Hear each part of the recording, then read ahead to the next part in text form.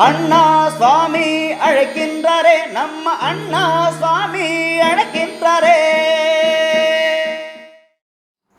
மாயன் மயம் ஆன்மீக சகோதர சகோதரிக்கெல்லாம் என்னுடைய அன்பான பணிவான வணக்கத்தை தெரிவித்துக் கொள்கிறேன். மாயன் மயம் உங்கள் நலன் பொருட்டே இறையருளாலும் குருவர்களாலும் மாயன் மயல்ல தொடர்ந்து நவ கிரகங்களில் பலம் வாய்ந்த கிரகம் என்றெல்லாம் இல்லை. ஒவ்வொரு கிரகமுமே பலம் வாய்ந்து நம்முடைய விதியும் நம்முடைய கதியும் சரியாக அமையுமானால் அந்த கிரகம் நற்பலனை தர தயங்காது. அந்த வகையில் பார்க்கும் பொழுது களத்திரகாரகன் என்று சொல்லக்கூடிய சுக்கிரன், அதாவது என்னுடைய அனுபவத்தில் தேவகுரு கைவிட்டாலும் அசுரகுருவாக இருந்தாலும் அற்புதமான பலனை தரக்கூடிய ஒரு மனிதனுடைய வாழ்க்கையில் இல்லறம் நல்லறமாக அமைந்தாலே போதும்.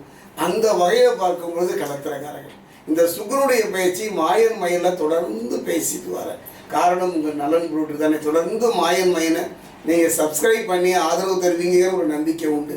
இதை பார்க்கின்ற கேட்கின்ற உங்கள் வாழ்க்கையில் என் அன்னை பிரத்யேகரா விஷ்ணுமாயனுடைய பரிபூர்ணமான ஆசி கிடைக்கணும்னு நான் மனதார பிரார்த்தனை பண்ணுறேன். தொடர்ந்து மாயன் மயனை சப்ஸ்கிரைப் பண்ணி ஆதரவு தரணும். காரணம் திருத்தணியில் அமைகின்ற அந்த பாதசனீஸ்வரர் ஆலயம் நல்ல முறையில் அமைவதற்கு நீங்கள் செய்கின்ற சப்ஸ்கிரைப் ஒவ்வொரு செங்கக்கல் மாறி அந்த முழுமையான சனி பகவானுடைய அருளும் இறை அருளும் உங்களுக்கு முழுமையாக கிடைக்கும். அந்த வகையில் பார்க்கும் பொழுது களத்திரகாரன் என்று சொல்லக்கூடிய சுக்கிரனுடைய பயிற்சி, இந்த சுக்கிரனை பொறுத்த வரைக்கும் இந்த காலகட்டம் அதாவது குறுகிய காலம்தான். 35 நாட்களாக இருந்தாலும் கூட நம்முடைய வாழ்வில் இழந்ததை திரும்ப தருவதோடு ஒரு மனிதனுடைய வாழ்க்கையில் நிம்மதிக்கு சந்தோஷத்துக்கு காரணம் யாருன்னா சுக்கிரன் தான். அது மட்டும் கிடையாது. இந்த களத்திரகாரன் சுக்கிரன் பயிற்சியாகும் பொழுது மற்ற கிரகங்களோட நம்ம நிலையையும் பார்க்கணும். அந்த வகையில் பார்க்கும்போது கன்னி ராசியின் அதிபதியான புத பகவானும் கன்னியில் ராசியிலே தான் இருக்கின்றார்கள். அது மட்டும் கிடையாது. செவ்வாயை பொறுத்த வரைக்கும் துலாம் ராசியில் இருக்கின்றார். பலம் வாய்ந்த புரிந்து கொள்கின்ற ஒரு கரகத்தன்மையுடைய செவ்வாயோ துலாம் ராசியில் இருக்கின்றார். யோககாரகன் என்று சொல்லக்கூடிய ராகு பகவான் கும்பராசியிலே இருக்கின்றார். அதே நேரத்தில் பார்த்தா மீனராசியில் சனி பகவானை பொறுத்த வரைக்கும் வகரகதியில் இருந்து கொண்டிருக்கின்றார்கள். குரு பகவான் மிதுன ராசியிலே இருக்கின்றார். அப்படிப்பட்ட ஒரு சூழ்நிலையில் முக்கியமானது தான் சுக்கிர பகவான் சிம்மராசியில் யாரோடு இருக்கின்றார்? கேதுவோடு இருக்கின்றார். சிம்மராசியில் இருந்த சூரிய பகவான் அந்த இடத்தை விட்டு நகர்ந்து விட்டார். இப்போ களத்திரகாரகன் சுக்கிரன் அந்த கேது அங்கு இருக்கின்றார். எங்கு இருக்கின்றார்? சிம்மராசியில் இருக்கின்றார். சிம்மராசியில் இருக்கும் பொழுது இந்த களத்திரகாரனாகிய சுக்கிரனுடைய பேச்சு நடக்குது. அற்புதம் என்று தான் சொல்லுவேன்.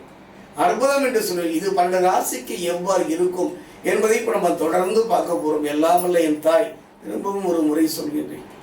ஒரு நல்லோர் எங்கோ ஒரு மூலையில் இருந்து ஒரு நீங்கள் நல்லா இருக்கணும்னு சொல்கிறாங்க இல்லையா, அதுவே பெரிய வகை. அந்த வகையில் பார்க்கும் போது இந்த பிரத்யேகரா உபாசகன் விஷ்ணுமாய சேவகன் இதை பார்க்கின்ற கேட்கின்ற உங்கள் வாழ்க்கையில் எல்லா நலமும் பெற்று நிம்மதியான ஒரு வாழ்வு வாழ்வதற்கான அருமையான ஒரு வாய்ப்பை தரணும்னு நான் பிரார்த்தனை பண்ணுறேன்.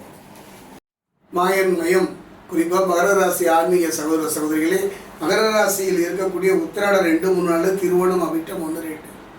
இதுவரை வாழ்க்கையில் ஜானேறினால் முடம் சறுக்கியது என்ற ஒரு நிலைதான். எத்தனையோ போராட்டங்களால் ஒரு வாழ்வை சந்தித்தவங்க வாழ்க்கையில் நவ கிரகங்களுடைய நற்பலனை முழுமையாக பெற முடியாத ஒரு சந்தர்ப்பமான ஒரு காலகட்டத்தில் களத்திரகாரகன் சுக்கிரன். நான் அடிக்கடி சொல்வேன், மகர ராசியை பொறுத்த வரைக்கும் தேவகுரு கைவிட்டாலும் கூட அசுரகுரு எப்பவும் துணை இருப்பார். கவலையே பட வேண்டாம். சிந்திய கண்ணீருக்கும் பட்ட பாட்டிற்கும் தீர்வு தரக்கூடிய ஒரு காலமாக இது அமைந்தாலும் சொல்ல கொஞ்சம் கவனமாக இருக்கணும். பெண்கள் விஷயத்திலையும் சரி, பொது வாழ்க்கையிலையும் சரி, பேசும்போது எடுத்து வைக்கின்ற ஒவ்வொரு அடியும் கவனமாக இருக்கணும் என்பதைத்தான் இந்த சுக்கிரனுடைய பயிற்சி உங்களுக்கு தரப்போகின்றது. அது மட்டுமா, இந்த சுக்கிரனுடைய பயிற்சி மகர ராசியில் இருக்கக்கூடிய உத்திராடம் 2 3 நாள், திருவோணம் அவிட்டம் 1 2 எவ்வாறு இருக்கும் என்பதை நம்ம சோழி பிரசனம் பார்க்கலாம்.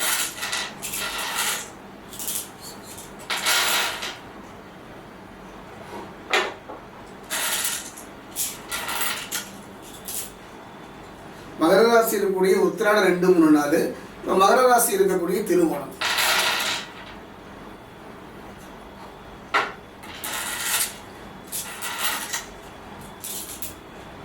மகர ராசியில் இருக்கக்கூடிய அவிட்டம் 1 2.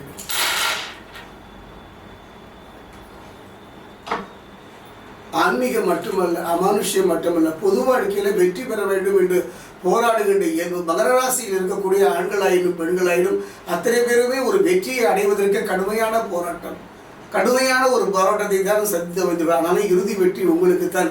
காத்திருந்து காத்திருந்து வாழ்க்கையில் எத்தனையோ இழப்புகளை சந்தித்தாலும் கூட முழுமையான ஒரு நற்பலனை அடையக்கூடிய ஒரு நல்ல சந்தர்ப்பத்தை அடையக்கூடிய ஒரு அருமையான காலகட்டம் 35 நாட்கள். ஒரு நல்ல ஒரு வாய்ப்பு, ஒரு நல்ல சந்தர்ப்பம், தொழிலில் வாழ்க்கையில் நல்ல முன்னேற்றத்தை பெறக்கூடிய ஒரு சூழ்நிலையை களத்திரக்காரன் அமைத்து தருவார். ஏன் நான் இவ்வளவு உறுதியாக சொல்கிறேன்னா, சுக்கிரனை பொறுத்த வரைக்கும் அவர் எங்கே பயிற்சியாகிறார்னா சிம்மத்தை பொறுத்த வரைக்கும் அங்கு ஞானகாரன் என்று சொல்லக்கூடிய கேது அமர்ந்திருக்கின்றார்.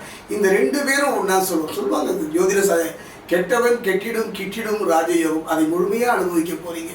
அந்த வகையில் கொஞ்சம் பொறுமையாக இருந்தாலே மட்டும் போதும், வெற்றி எளிதில் வசப்படும்.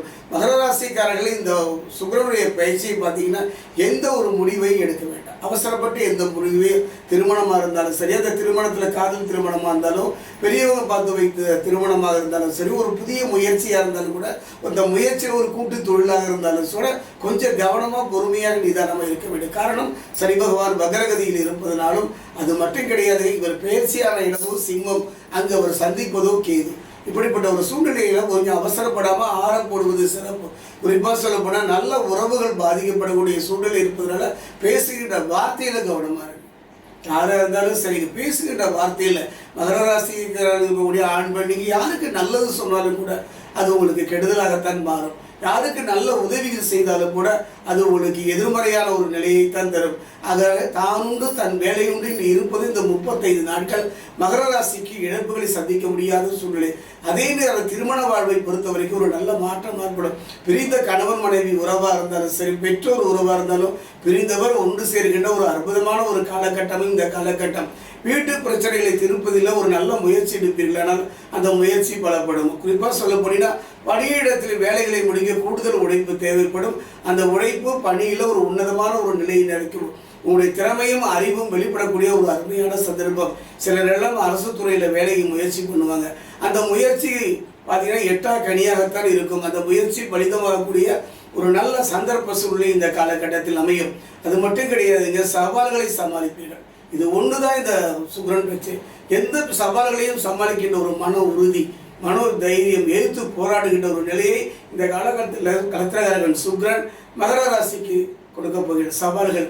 நீ எல்லாம் வாழ்ந்துட போறியா, நீ எல்லாம் என்ன ஆகிட போற என்றெல்லாம் எதிரிகளுடைய அந்த எதிர்மறையான நிலையிலிருந்து மாறுகின்ற ஒரு அருமையான சந்தர்ப்பம். குறிப்பாக சொல்ல போனால் போட்டிகளை சமாளிக்கின்ற மன உறுதியும் மன தைரியம் இந்த காலகட்டத்தில் மகர ராசி பிரிவுகள். தொழில் சம்பந்தமாகவோ நீண்ட பயணங்கள் செல்லும் வாய்ப்பு.